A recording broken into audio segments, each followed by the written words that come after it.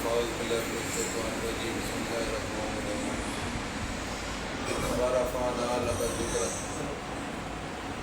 اے میرے پیارے محبوب ہم نے آپ کے لیے آپ کے ذکر کو بلند کر دیا سبحان اللہ جو آیات کا نزول ہوا تو حضور نبی پاک صلی اللہ علیہ وسلم نے حضرت جبرائیل علیہ السلام کو فرمایا گیا جبرائیل میرے رب نے میرے ذکر کو کیسے بلند کیا ہے؟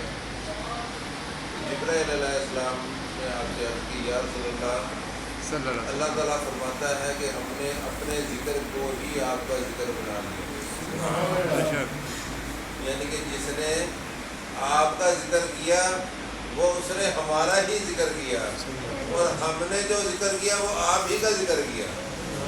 یا ان اللہ و ملائکتہ یصلون علی النبی یا ایھا الذین آمنوا صلوا علیہ وسلم تسلیما، کہ اللہ اور اس کے فرشتے اللہ کے حبیب پہ درود و سلام پڑھتے ہیں، اے ایمان والو تم بھی درود و سلام پڑھو۔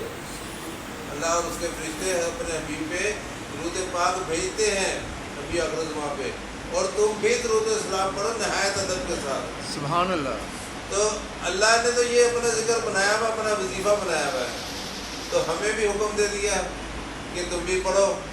اس کا مطلب ہے کہ اللہ کا نے جو ذکر اپنے محبوب کا بلند کیا ہے کہ اللہ ذکر کی بلندی کو اس مقام تک لے گیا، اپنے محبوب کے ذکر کی بلندی کو وقاب قوسین و او ادنا، کہ تیر کمان اور اس سے بھی کم فاصلہ، یعنی کہ سدرۃ المنتہا سے بھی آگے تک آپ کا ذکر بلند ہوا کہ جلتے تھے جبرائیل کے پاس جس مقام پہ اس کی حقیقتوں سے شناسا تم ہی تو ہے، دل جس سے زندہ ہے وہ تمنا تم ہی تو ہو، ہم جس میں بس رہے ہیں وہ دنیا تم ہی تو ہو۔ بے شک بے شک حضور کا ذکر ایسا ذکر ہے کائنات میں جس نے بھی یہ ذکر کیا، جس نے بھی یہ ذکر کیا، خواہ نعت خوانی کی صورت میں، خواہ سیرت کی کتابیں لکھنے میں، چاہے اشعار کی صورت میں، چاہے حضور کی تعریف کی صورت میں، چاہے آپ کے کسی بھی یعنی کہ اخلاقی صورت میں، چاہے آپ کے کردار کی صورت میں،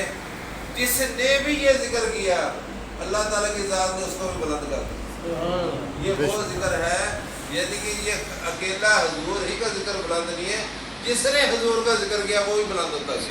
سبحان اللہ یہ دیکھا گیا ہے ایسے ایسے بزرگ اشعار لکھنے والے ہم نے دیکھے، نسیمہ جانب بطحا گزر کن بہوال محمد را خبر کن کوئی سلطان دو عالم یا محمد، یہ جو اشعار لکھے مولانا جامی رحمۃ اللہ علیہ نے لکھے، اور جس وقت انہوں نے لکھے یہ حضور کے ذکر کو بلند کر رہے ہیں۔ بے شک تو انہوں نے اللہ تعالیٰ کی ذات نے ان کا ذکر قیامت تک کے لیے بلند کر دیا۔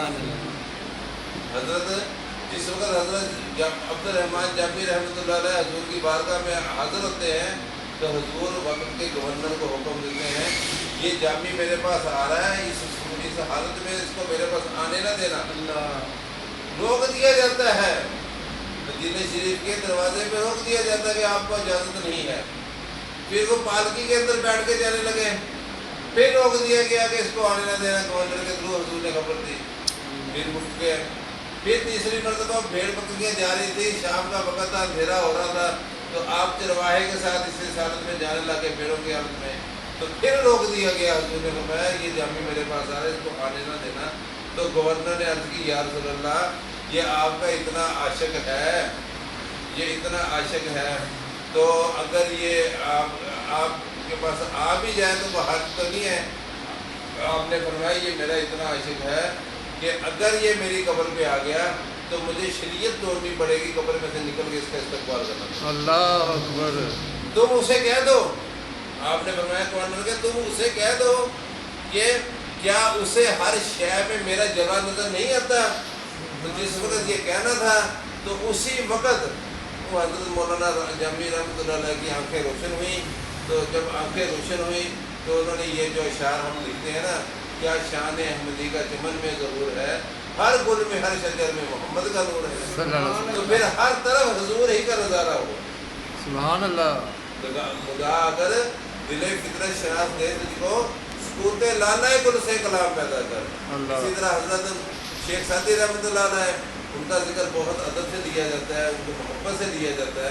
اس کی وجوہات کیا کہ انہوں نے بھی حضور کو ذکر اس انداز میں بیان کیا کہ بلغ الاولیٰ بکمالہ کشفت جا بجمالہ حسنت جمیع خصالہ. یہ تین اشعار آپ دہراتے گئے جو تھا جڑے نہ کہ کون سا میں آگے شعر پڑھوں، وہ جڑے نہ کوئی شعر.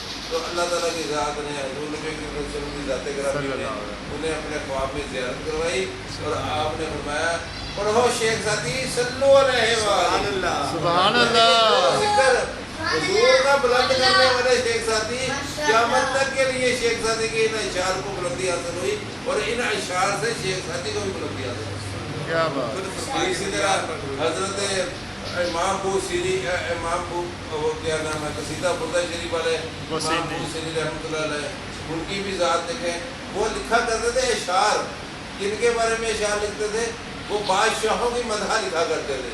بڑے بڑے بادشاہ جو ہوتے تھے، جو بڑے بڑے امیر زادے ہوتے تھے، ان کی تعریف لکھا کرتے، تعریف ان کے اشعار لکھا کرتے تھے. ایک دن خیال میں دل میں آیا کہ میں نے اتنے بڑے بڑے بادشاہوں کے اشعار لکھے ہیں، کیوں نہ میں حضور نبی کریم صلی اللہ علیہ وسلم کی ذات گرامی پہ بھی اشعار لکھوں.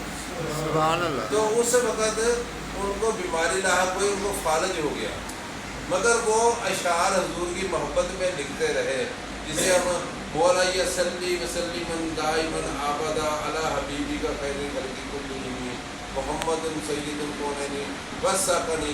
یہ جو ہم پڑھتے ہیں نا قصیدہ بردہ شریف کے اشعار، یہ حضرت مولانا یعنی کہ امام بوصیری رحمۃ اللہ علیہ نے یہ انہوں نے تحریر کیے تھے. جس وقت یہ کتاب مکمل ہو گئی، جتنے بھی اشعار لکھنے تھے لکھ دیے، اس کے بعد مکمل ہوئے اسی رات حضور نبی کریم صلی اللہ علیہ وسلم کی زیارت ہوتی ہے. اور زیارت ہونے کے بعد آپ فرماتے ہیں ان کو آپ نے صبح مسجد میں جا کے لوگوں کو سنانے ہیں اشعار. سبحان اللہ. یہ اور حضور انہیں اپنی چادر تحفے میں دے کے جاتے ہیں. اسے کہتے ہیں بردہ میں نے چادر. تو اسی لیے قصیدہ بردہ شریف وہ چادر والا بزرگوں نے جو لکھا ہے قصیدہ، کہ اس نسبت سے قصیدہ بردہ شریف ہے. تو جس وقت حضور دے کے جاتے ہیں، تو صبح کو جو جا کر اٹھتے ہیں تو دیکھتے ہیں چادر ان کے 4 پے کے سرہانے پڑی ہوتی ہے. جب 4 پے کے سرہانے چادر دیکھتے ہیں، اٹھنے کی کوشش کرتے تو اٹھ جاتے ہیں، اور اٹھ کے وضو کر کے مسجد میں چلے جاتے. لوگ حیران، ان کو تو فالج تھا، یہ کیسے صحیح ہو کے آ گئے. پھر وہ چادر بھی دکھاتے اور وہ بتاتے کہ مجھے سرکار صلی اللہ علیہ وسلم نے میرے دستے شفقت اپنا میرے جسم میں پھیرا، جس سے مجھے وہ صحت عطا ہوئی، اور آپ نے مجھے حکم دیا یہ اشعار لے کے پڑھی. اس سے کیا پتہ لگا کہ جس نے بھی حضور کے ذکر کو بلند کیا، اللہ تعالیٰ کی ذات نے اس کو بلند کر دیا. تو اگر کوئی چیز حضور کے ذکر سے بھاگتی ہے وہ شیطان ہے. شیطان اس کے ایجنٹ ہے. جس وقت حضور صلی اللہ علیہ وسلم کی ذات گرامی دنیا میں آتے ہیں، شیطان چلاتا ہے، سمندروں میں جا کے روتا ہے. جس وقت روتا ہے تو اس کے چیلے اکٹھے ہو جاتے ہیں کہ باس کیا مسئلہ ہے، مجھے ہمیں بتاؤ. کہتے ہیں نبی آخر الزمان پیدا ہو گئے ہیں. تو اب لوگوں کو جو ہدایت کی طرف ہم نے بلانا تھا، ہمارا پروگرام ختم ہوتا مجھے نظر آ رہا ہے. گمراہی کی طرف جو بلانا تھا وہ پروگرام ختم ہوتا مجھے ہمیں نظر آ رہا ہے. تو شیطان کے چیلے کہتے ہیں باس تم فکر مت نہ ہو، ہم ان کے علماء کو برگلائیں گے اور ان کے علماء کے دل میں دنیا کی محبت کو غلبہ کر دیں گے، یہ خود بخود ہم سے دور ہوتے چلے جائیں. تو آج بھی یہ خرقہ پوش موت سے ڈرتا نہیں. کوہ محمدی اس کے جسم سے نکال دو. ہم حضور کی عظمت میں، حضور کی محبت میں اپنی جانیں قربان دینے کے لیے تیار ہو جاتے ہیں. حضور کی محبت اور ان کی عظمت، ان کی تعظیم، ان کے احترام میں اپنی جانیں تک قربان کرنے کے لیے ہم وقت تیار رہتے ہیں. حالانکہ ہمارے اوپر تک سختی بھی آ جائے، کسی قسم کے معاشی حالات بھی ہمارے خراب ہو جائے، ہمیں جس طرح کے بھی کرائسس میں سے گزارا جائے ہم گزر جاتے ہیں. مگر جب حضور کی عظمت کی باری آتی ہے ہم پیچھے نہیں ہٹتے. کیا وجوہات ہے؟ یہ وہی وجہ ہے کہ حضور اللہ نے اپنے محبوب کے ذکر کو بلند کیا ہے اور ہمیں بھی اس نسبت سے بلندی عطا کی ہوئی ہے.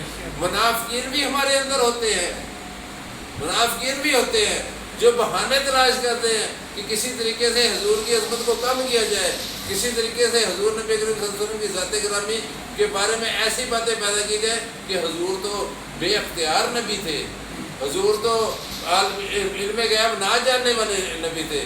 وہ تو ہر وقت یہ جانتے ہیں کہ حضور تو صرف ہمارے جیسے بشر تھے.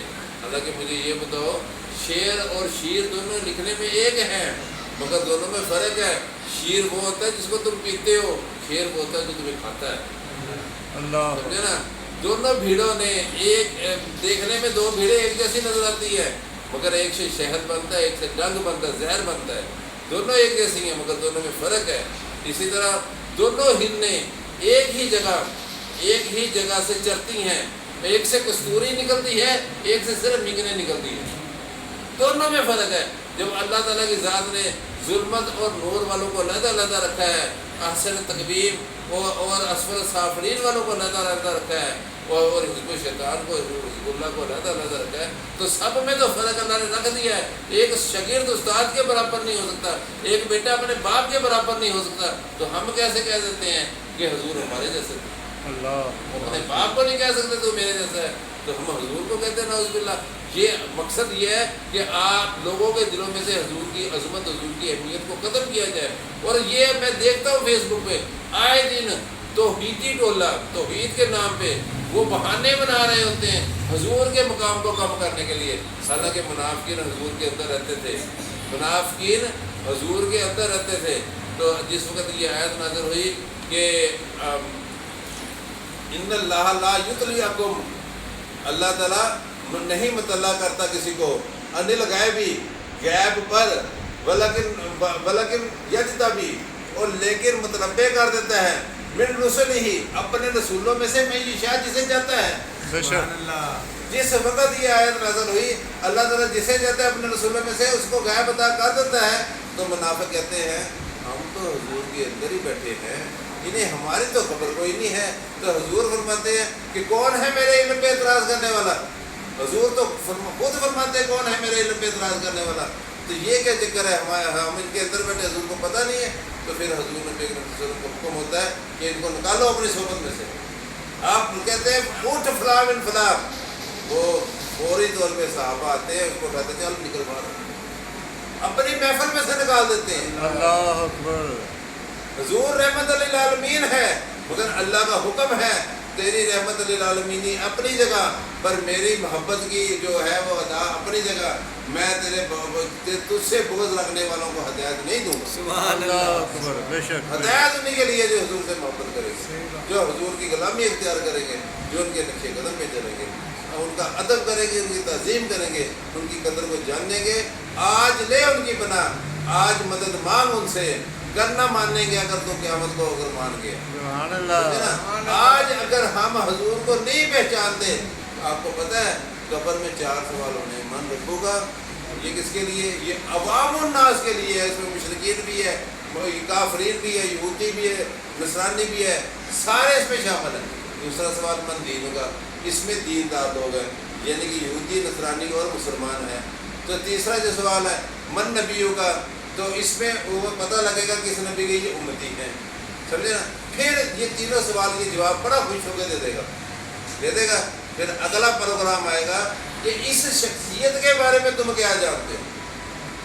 حضور کی ذات گرامی تو سامنے رکھا جائے گا, آپ کے انوار سامنے آئیں گے اور پوچھا جائے گا کہ اس کے بارے میں تم کیا جانتے ہو. اگر کسی نے پہچان اس جہاں میں کی ہوگی تو وہ پہچان جائے گا یہ تو ہمارے آقا ہے, ہمارے مولا ہے, ہمارے سرکار بے شک. ہے. اگر کوئی اس جہاں میں ان سے بغض رکھتا ہوگا تو وہ پہچان نہیں سکے گا. پہچان بھی اسی کے لیے ہے جس کے دل میں قدر ہے, محبت ہے. اللہ پاک حضور نبی کریم صلی اللہ علیہ وسلم کے مقام کو ہم پہچان نہیں سکتے. خدا کی عظمت دے کے آنا ہے, محمد مصطفیٰ جانے, محمد مصطفیٰ کیا ہے, محمد کا خدا جانے. صرف یہ ہے کہ ان کا ادب, ان کی تہذیب کرنے کی توفیق عطا فرمائے. وما علیکم.